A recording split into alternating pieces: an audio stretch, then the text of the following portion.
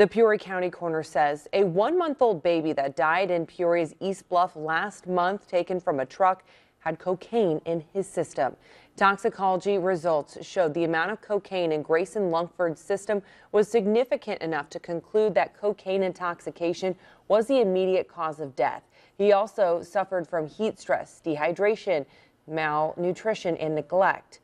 It's still under investigation into how cocaine got into the baby's system.